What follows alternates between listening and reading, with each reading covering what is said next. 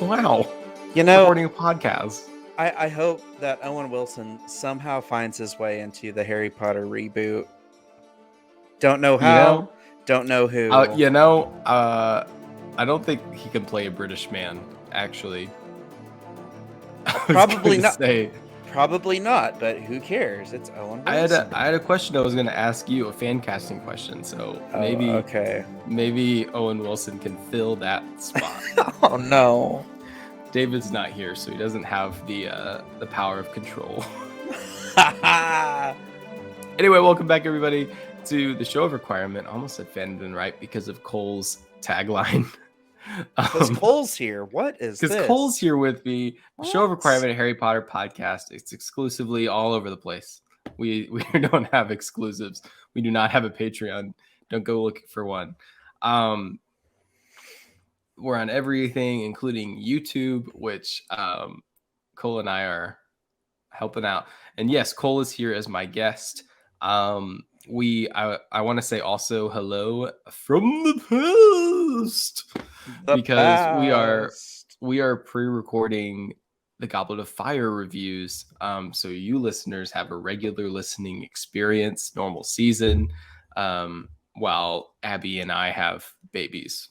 I'm not having a baby, but my wife is having a baby. Which one? So, which wife? Yeah. Isabel, just the one. Oh, wait, future wife or present wife, since we're in the past? Oh, present wife, yeah. Okay. But hopefully, I mean, or I would past assume wife. When you're listening to this episode, yes, when you're listening to this episode, in our future, your present, I will be a father. But we're piling our way through Goblet of Fire, and what's funny, I'll just give you a little inside view here. David was busy, so Abby and I were going to do an episode, Abby's last episode before, baby time.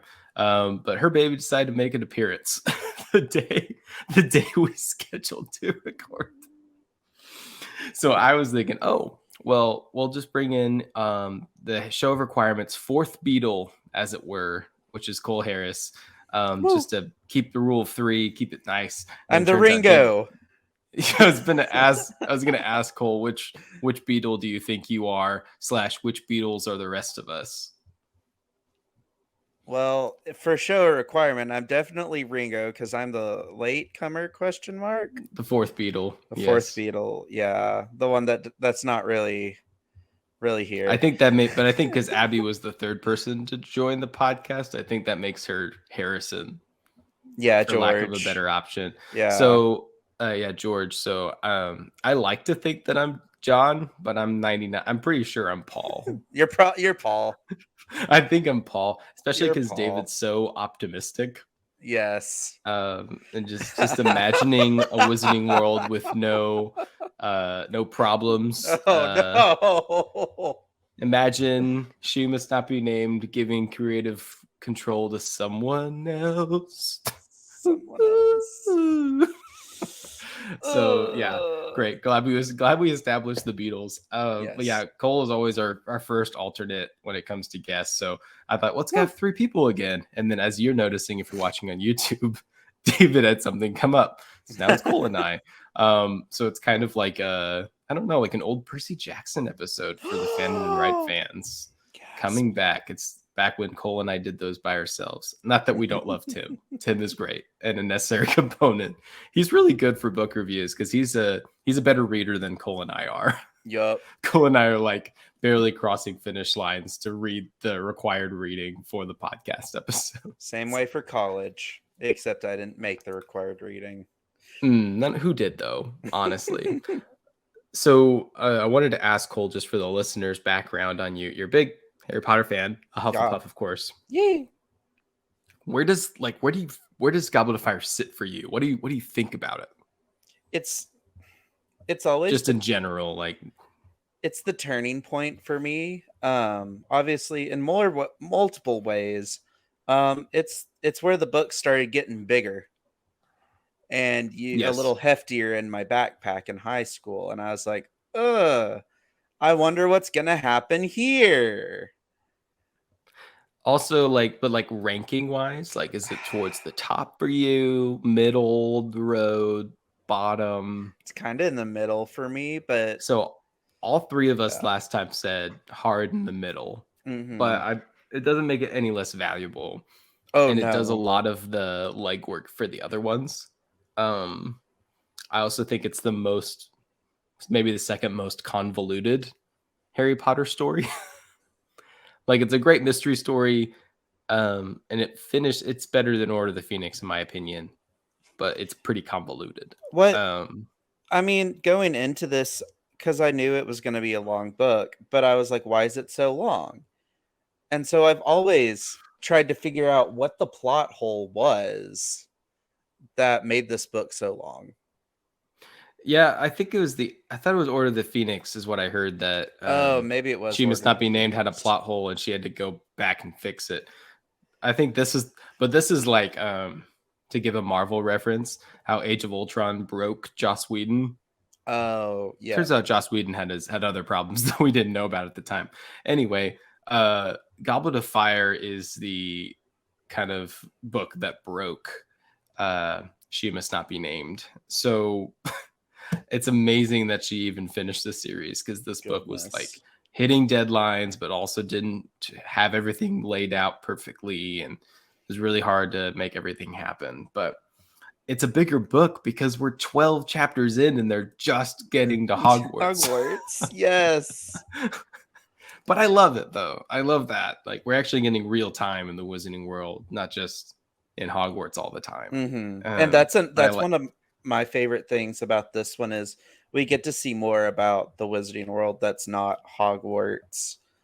yes. Obviously, the big point we're going to hit in this episode is the Quidditch World Cup, which, I mean, it's not my favorite set of chapters, but it's also, it's a little interesting. I think I like it more than the previous set, but I don't know. We do kind of, just because of this weird, I think I like it a lot that we don't do chapter by chapter and we don't do book by book. Mm-hmm. But this 6 chapter system, you can't help but compare pieces to other pieces of the book. Right. I really don't know how I feel about these. I think I like them more, but I think I've just really hate Draco Malfoy now. That will be the running theme of this episode. I hate him. He's awful. He's just a nightmare. Every time I hear, and of course Jim Dale does it great. You're listening to the audiobooks, right? Come again? You're listening to the audiobooks, right? I am listening to a audiobook. I was gonna Just- say, which just like the the Aragon reread. I listen to a audiobook, not the audiobook, a audiobook. Oh no. Yeah, this Oh, guy's no. interesting. YouTube audiobooks I found are very not high quality, but you know what? They got some good little this guy swears when he messes up. Oh, interesting. That's the other thing. People mess up on YouTube audiobooks. I had to do some yard work, and so I wanted to listen to the book, but I didn't have access because my library thing, I ran out of the audiobook on my app. So I did find an audiobook, and he just like laughs a lot when he can't. He's like, Yes. I can't. I don't know. I don't know what this word is.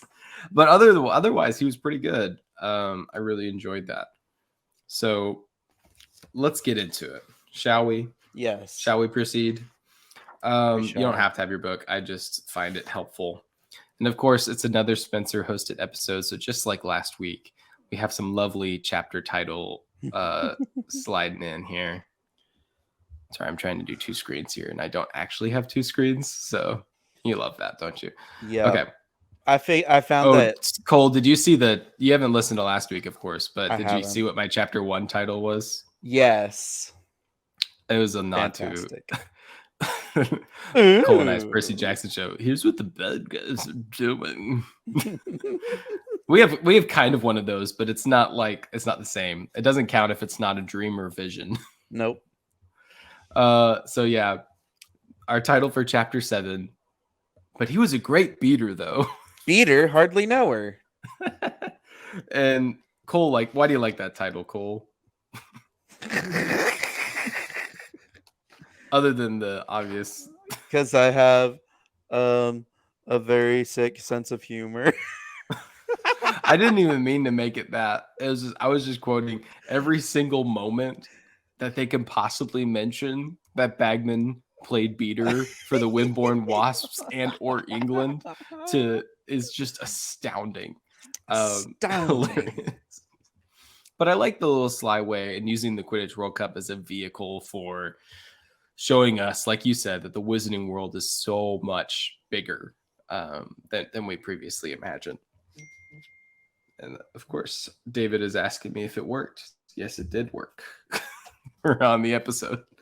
We're on the air.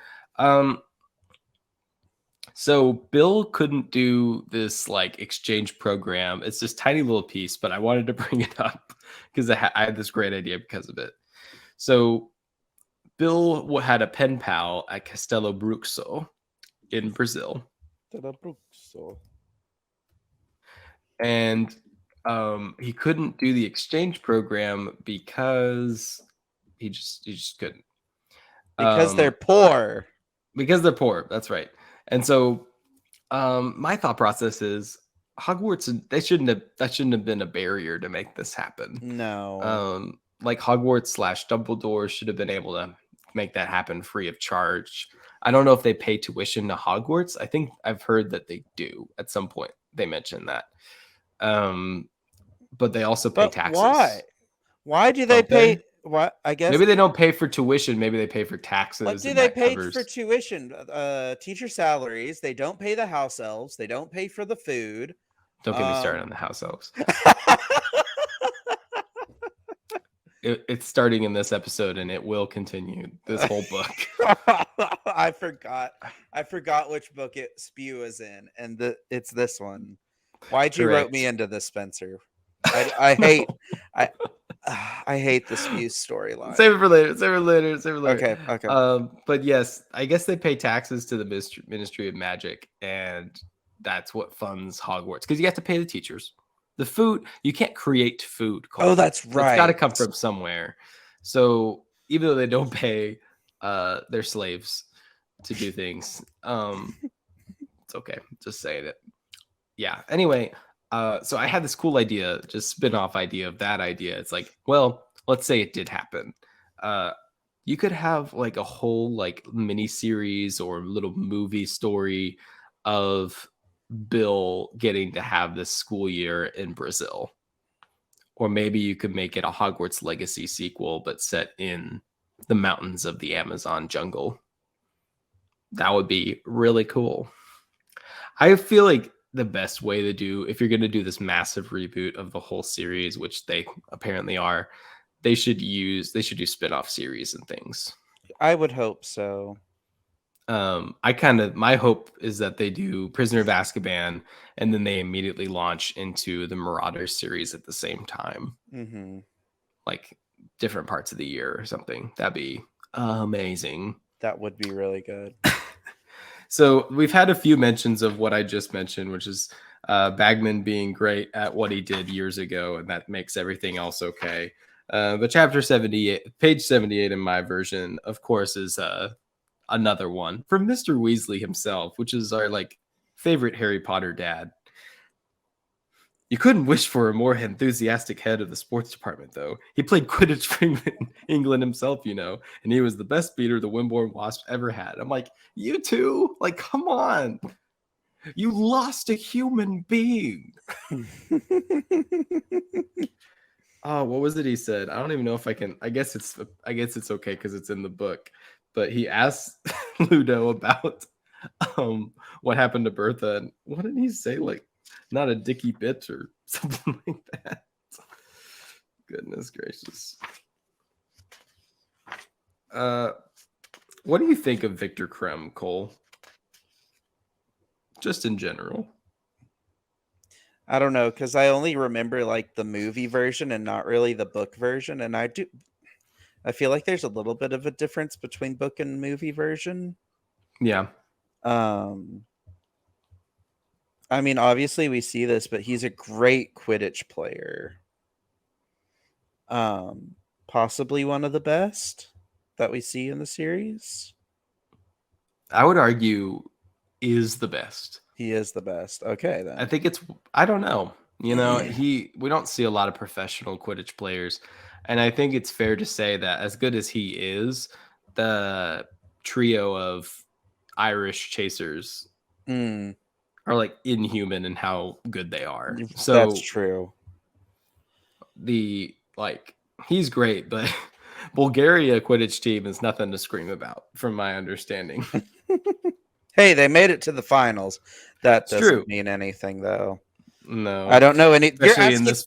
You're asking the wrong person about sports, Spencer. Yeah, but it's Quidditch. It's not the same thing. It's still sports. But I was like, yeah, I mean, like, but if the entire game could be ran by one player, essentially, in some ways, uh, Crumb could take his team all the way to the final just by catching the snitch. No, he says, not a dicky bird.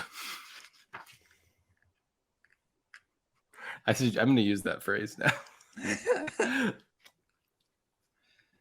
So I started to realize this. I'm trying to pull together some threads here of like character development and what have you, especially this chapter, because you get Ludo Bagman hanging out with them and you immediately get Crouch showing up and they're just completely different people. Yes. Two new characters that are both incredibly crucial to the story. One of them, Crouch, more than Bagman in the end. But I kind of feel like they're two sides of the same coin.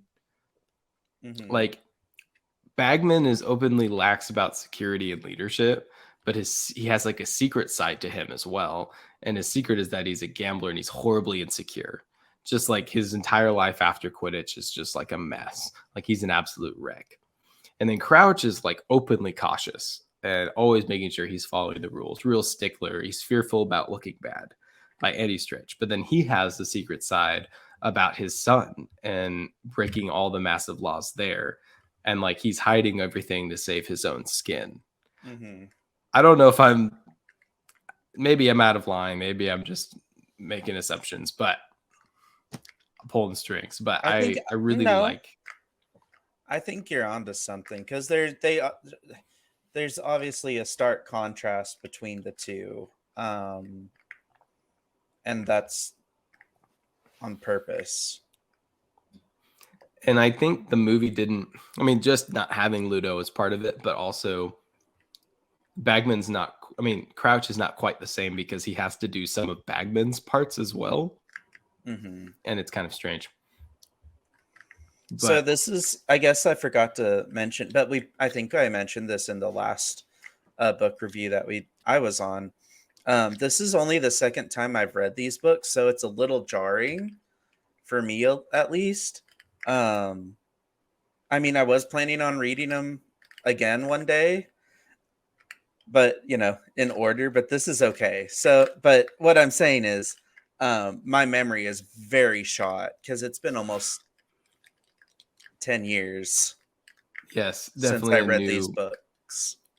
Yeah, definitely a little bit rerun. This is probably my third or fourth time reading this book. So I'm a little more familiar with what's going on, but still. I don't think I want to say anything else about chapter 7. Percy's a ding dong, but what else is new? We talked about that a lot last week. But I do like that he's called Weatherby, and it's not the first time. That's like the go-to misconstrued name for Weasley. Yes. I think Slughorn calls him Wallenby. Yes. Wallenby. Although I did like their campsite says Weasley, Weezyly.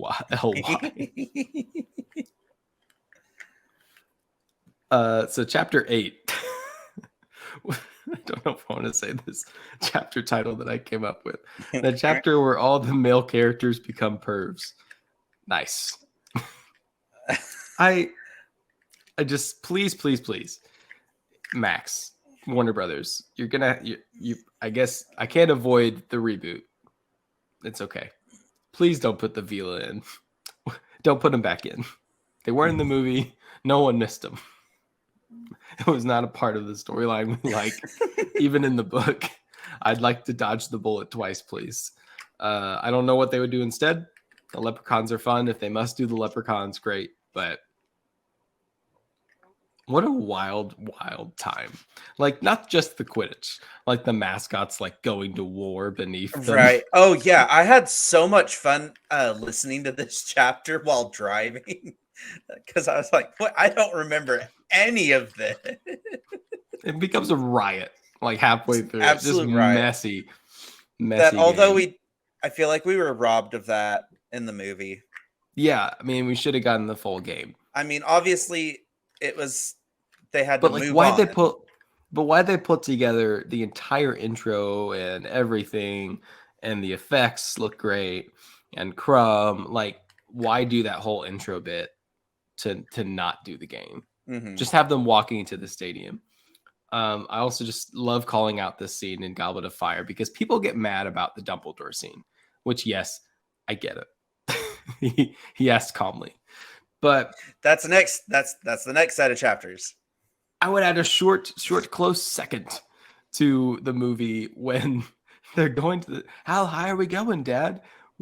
If it rains, you'll be the first to know. No. Quidditch is in the air. You need to be as high as possible. I don't know. The point of the sport. I'd want to be on the ground to watch them get like broke. Watch those crashes. I guess so. In this It's game like, specifically, but usually you'd want to be in the top box. it's almost like hockey where you want to be right next to the plexiglass so you can see their smushed faces. Yeah, but that doesn't happen all the time.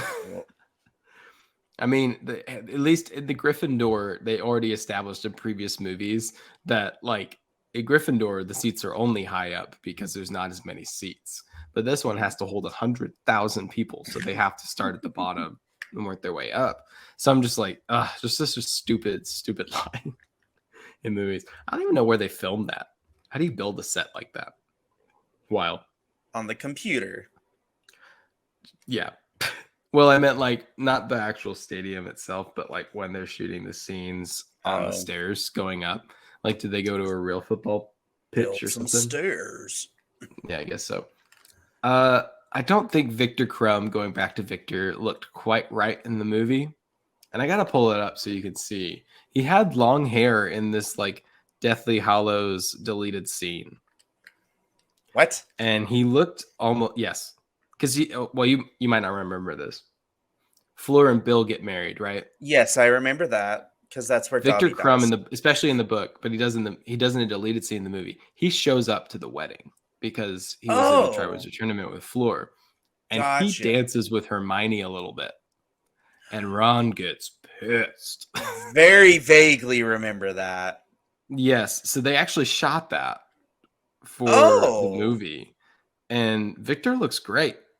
And I think he's just genuinely a handsome guy, and they tried to make him look more ugly in Goblet of Fire movie. Okay, he didn't have long hair, but he still looked good. Look at that. I mean, yeah.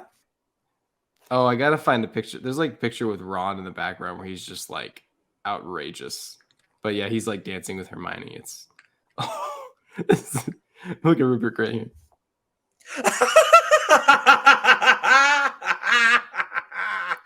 We are robbed of this scene only. Like some of the other scenes, like I get it, but this is great. Come on, I love Ron, man. Rupert Grint couldn't have been. If he was taller, he would have been perfect. That's literally it, though. Top to bottom, great performance. See, yes, but I hate. This is the only time. This book is the only time I hate Ron. But that's the next set of chapters. This is Ron he's bad in these two. Ron he's gets bad in chapter lot 11. Of hate. Ron gets a lot of hate in the whole series. Like, should have been killed off in the first one. No. I genuinely accept Ron, except in this book. This book and then Cursed Child, really, really bad. It's not his fault. They just miswrote the character in that one. Yes. But yeah, he is. Oh my gosh. He is hormonal in this book in all the bad ways. I'm reading ahead. My outline points over the yes. book. Yeah, so I think Victor just looked too handsome and they just tried to dial it back, and I don't know how that worked, but they just didn't give him much in the movie. But Cedric and Fleur were both perfect in different ways, because Pattinson was just the book Cedric. He was great. Did he know what he was doing? No. As Pattinson has said in multiple interviews recently. He's like, I didn't know what I was doing. I'd never been in a movie before. But Fleur was like, they took an artistic or more creative route to make her like more genuine, more realistic. And I really like that take on that character. Like, I didn't believe book Fleur, especially not the one on this chapter, at least the one on the cover of the book, to like do anything in the Triwizard Tournament. Whereas like the one in the movie actually looked like she could have a fighting chance. But yeah, we didn't get the Hunchback of Notre Dame Victor Crumb, but it's not too late. I think we can get Hunchback of Notre Dame Victor Crumb in the next. I feel like this is the most accurate Victor Crumb. Hold up. I don't think he should have facial hair. I don't think he should. And that's I was like, that's just, and listener, for people not watching on YouTube, Cole showed me the Lego one from 2005. Oh, nice. There's multiple. There's a newer one that looks a little bit more accurate to what's on screen. There's actually several newer ones. I mean, this one, it's spot on. He shouldn't be smile like that. But how can you make a Lego character slouch? I don't even have a good example of how he slouches, but the way they described him he's like, man, he should just be on a broom all the time, because this guy should not be walking. Yes. They were not kind in describing and Victor I Crumb. didn't, because the guy kept stumbling when he read that, and I was like, what is that supposed to mean? But I didn't feel like rewinding. He's like not Creature. What's the cat's name? Oh, Crookshanks. Crookshanks. He's bow-legged. He's bow-legged Crookshanks. Fred and George had to have had a time turner, right? Not even Biff Tannen with a sports almanac from the future could have made a bet that accurate. little Back to the Future reference for you, but goodness gracious, that was specific. You can tell this was written by someone who doesn't watch much sports. That's so specific. It's impossible. Yeah. Plus, how many times does that happen in Quidditch? Almost never. Mm-hmm. Whoever gets the snitch usually wins. Yes, because it ends the game and it gets you 150 points. Mm-hmm. Except Bulgaria only had like 20 points. Right. Which is really just like 2 points if you're counting in soccer terms. Speaking of soccer and Lego, they officially released an image of a Ted Lasso minifigure. Oh, you haven't seen Ted Lasso, have you? I have not. You'll love this. In Ted Lasso, Ted has him and his son put together a Lego set of Richmond Stadium. Uh-huh. And so there's like little minifigures they dressed up as their characters. That makes sense now, because I was like, that was a really weird thing for them to make. It's a big part of this show. And there's part of it in the third season. People told me that I'd like there's a character that has a falling out with Ted. And so he's still in the stadium, but they put him in like the back, and his son is like, why is so-and-so in the back? It's like, well, and it's really sweet. Because of course that whole show is just sweet moments and a little comedy in between. Do we have no, I don't want to go into it. But we have to. It's time. It's the beginning of Hermione versus slavery. The main thing we were missing. I swear to you, Cole. Now that the amount of times I've seen the comments, people talking, we need a reboot. We need a reboot. We have to talk about Hermione versus that, like get and spew and all the things. We were cut that from the movie. She doesn't win. No, there's no positives out of this. And we're not adapting this because it's not a happy story. Caveat. It's I am not pro-slavery in any form. I don't think Spencer is either. But this no, storyline is just not great. and it's not great just because like there's no solution. It just ends, and it's just a big old magnifying glass. They're like, oh, by the way, this universe you love, everyone's okay with slavery. Well, they are No worries. British. No, if they were American, it would make sense, I guess. But yeah, the Fantastic Beasts, I guess, did establish that the Americans are even more. I don't know. This isn't racist in the same way, though. I guess because it's a different A race. species. Yeah, it's a different species. But yeah, poor house elves, man. Anyway, I don't think this isn't the one thing that the reboot is missing to make them truly better than the movies. I hate to break it to everyone. It's a Harry Potter fan base, man. Sometimes I just don't get it. But chapter 9, the Dark Mark, ... was part of the plan. I don't understand. I don't understand that. I don't think the Death Eaters actually knew that Voldemort was planning to come back and that Barty Crouch was involved.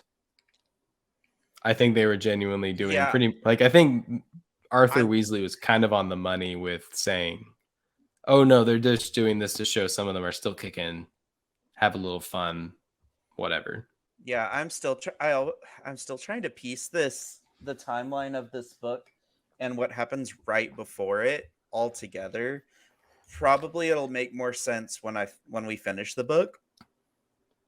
Because so I could probably help a little bit with here. So Winky is not saving a seat for Barty Crouch Sr. Barty Crouch Jr. was in the top box in an invisibility cloak, but he escaped. Yes. So like I was saying last week, listeners, I really love this. I do love Goblet of Fire, mostly because it's about the good characters messing up. It's not necessarily that Voldemort's being so genius and coming back and how he's so successful. Like none of it works without the good people making really bad mistakes. Yes. And by good people, I mean like the Ministry people. Because Ludo loses Bertha Jorkins, and that's how Wormtail finds out the Triwizard Tournament's happening. Mm-hmm. They promptly kill her, of course, but no one realizes that, so they don't realize what's going on there. Ragnarok. And then, gosh, you made me lose my train of thought. No, sorry, okay. It's okay. So Barty Crouch Sr. is forces Winky to go up into the top box, which is like terrifying for her. And he's like, oh, like, he had Barty locked up in a house for 14 years. Mm-hmm. And he decides to be a little lax and let him have a little bit of freedom. And that's loses the game. Like that, I mean, that loses makes everything else happen. Because Barty is able to escape Winky's clutches in a moment of weakness for Winky. And then he's able to break her she was using the Imperious Curse on him, like constantly. And then when Barty, it's obvious that in hindsight that Barty got away, took Harry's wand and cast the Dark Mark. But Barty Crouch Sr. is too prideful to admit or tell the truth because he would never break a rule. Yeah. And they never mentioned this, but Barty Crouch Sr. is a Slytherin. Yes. They never mention it directly in the book. And I love that. It actually is him and Slughorn show two very new sides to Slytherins. I think it's really fundamentally helpful for giving, like, there are good guy Slytherins, but like every character, Gryffindor or whatever, they have their pitfalls. Mm-hmm. Very well done in the film, though. I really like the horror aspects of, I don't even know if it's horror, but like they were scary. Like the Death Eaters and going nuts. They didn't do the puppeteering with the muggles in the air, but I understand that. That's okay. Draco's such a turd. I was gonna say you could sum up all of his lines in every book to the sounds he makes in the Lego Harry Potter.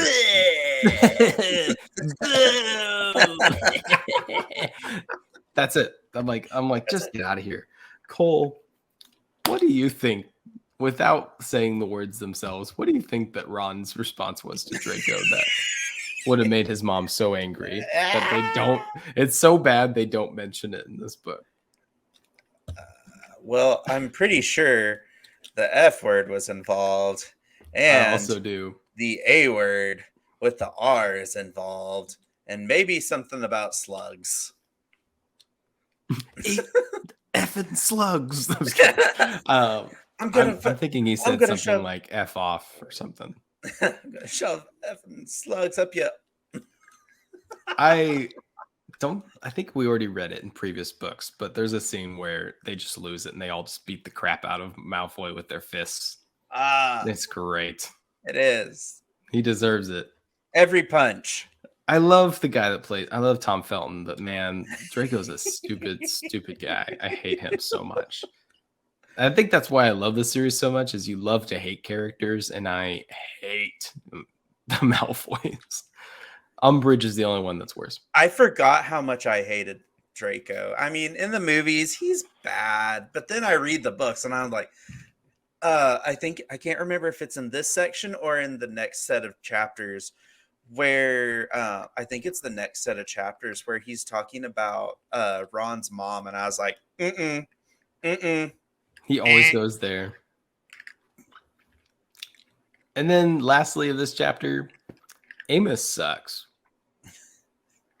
Amos Diggory is not a good guy. My boy! Oh, sorry, we're not there yet. My boy! That's my son! I actually like the movie one probably a little better. Yeah, because I imagine book one having like a really massive chin beard. Hey! You have a mustache too. Okay. No, man, he is mean to Winky. Unnecessarily so. And jumps to conclusions and is just crazy. I hope we get Winky in the Max series. We will. Good. We're not getting a choice in the matter. We're going to get Winky. We're going to get Bagman. We're going to get Spew. Oh, I was going to ask you, who do you think should play Bagman?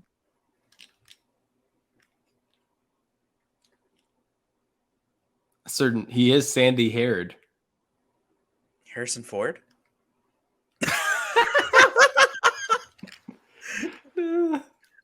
That would actually be kind of fun, though. He would be actually a better Barty Crouch if Barty Crouch was American. He would be intense. Harry Potter's gotta play. The rules are absolute. Are absolute. I was trying to hand off Owen Wilson for. Dang it! Oh, an older, fatter Owen Wilson. Oh yes. Oh, he'd put on all of the Okay, yeah. My bad. I didn't catch up on that one. Wow, what a match! What a match! Wow. Is this the only? But this is the only time we see Ludo, right? And the only book. Ludo's in the whole book. No, I know. I meant like the only book in the series, though. Yeah. Well, he might be in another one briefly. He might have a cameo appearance in Deathly Hallows, but after this, I'm pretty sure he gets into too much trouble with the goblins because he bet too much money with them and he gets taken away because he lost all of his gambling bets, almost all of them in the Quidditch World Cup, including the one to the Weasley brothers. And he pays them and the goblins in the leprechaun gold, which disappears after a day or so. And so the goblins are like after him. So he's like kind of quietly running away from the goblins all of the school year during the Triwizard Tournament. And the way he got out of it with them is he bet like so much money, I don't remember what it was, on Harry Potter winning the whole thing. And so when in the movie Barty Crouch Sr.'s like kind of taking Harry to the side and chatting with him and stuff. That's Ludo's. That's what Ludo does in the book. Right. But yeah. So I think the goblins just imprison him. I don't know what they do. That would suck. Guy, I haven't talked about it since I haven't been on the show in a while. But I have picked up Hogwarts Legacy, and we learn a little bit more about goblins and goblin culture in that. So yeah, I'd imagine that sucks. Yep. It's don't gamble with goblins, man. That's just not a good idea. But yes, anything else about chapter 9? Nope. Chapter 10. Mayhem at the Ministry, aka Hermione versus slavery continues. Guess who wins? Anyway, this chapter is not the best, but it's a lot of filler stuff that is important. For like just filling in on like what's going on. But Percy is a little much, and he's in most of this. And then parts of it are filling in, hey, this is Harry's telling Hermione and Ron what his dreams were about, and you should talk to Sirius immediately. So I really like that. In the beginning of the book, he has this dream, and he says he imagines what Hermione and Ron's reactions will be, and that's exactly what their reactions are. I think that's something that they could do in the Max reboot. That would be really funny. But Ron's like, he wasn't there. Ooh. He's got to be really close to you, right? Like Ron knows anything. But yes, we get a little tidbits about Rita Skeeter, who gets imprisoned by Hermione at the end of this. Let's just bring that back up one more time. But we don't actually directly get to see her. And then a bunch of stuff about getting ready for Hogwarts. I mean, there's really not much else to speak of here. But it's really frustrating how they're like, no, the house elves like to be enslaved, or like they like to do this. I don't know what they like anymore, because they've been doing this. They've been forced to do this for so many years. This also begs the question, there's house elves. Are there other types of elves? Yeah, that's true. You know, we never get that answer, though. And also, house elves are ultimately not very different from goblins to me. Just the ear, just physical appearance. Just the physical appearance, yeah. And the magic without wands. Mm-hmm. But, yeah, absolutely. Chapter 11. Draco's still a massive turd. So much rain. I like how they still haven't... I think the plan, they definitely knew, like Seamus Not Be Named definitely planned out the Thestrals so far ahead of time.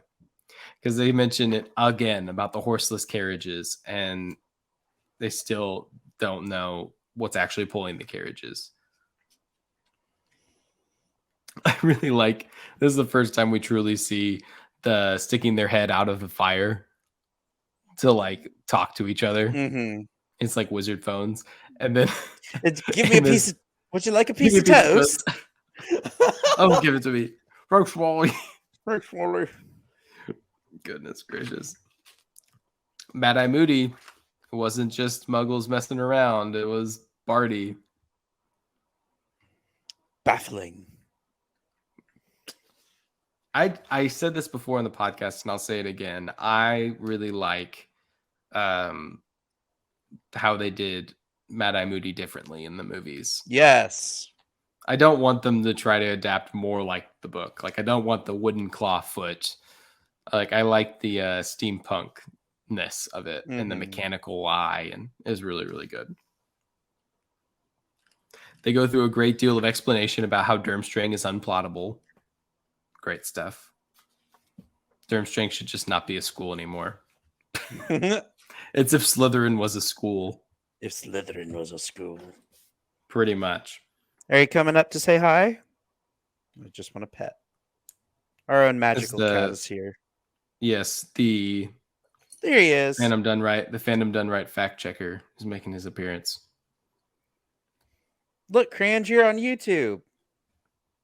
He Does not doesn't care. care. No cares I want to given. move us into chapter 12 because it's really, really fun. I like that the giant squid picked up Dennis and put him back into the. Yes, I fell in the lake, Colin. I don't think we see the giant squid in the movies at all, Never. but he's like his main character energy. I love it. He goes to Dumbledore's funeral, I'm pretty sure. I'm pretty sure he does. Or at least he does some kind of. I love the giant squid. So ridiculous. I think the animal characters are always my favorite. We talked about owls last week. Peeves just being the worst. They mention the astronomy teacher a lot, and she's just never in the movie, so they just were like, nope. What do you think of the Sorting Hat song? I like this one. It's good. I think David and I agreed because we went through all the songs one time, and I think we agreed this is the best one. But I also like, what is it? The Order of the Phoenix one where he sticks up for Harry and Dumbledore's story. Mm-hmm. But my secret favorite one is Half-Blood Prince, especially specifically the movie, actually, because Harry misses it, right? So he asks, "What did I miss?"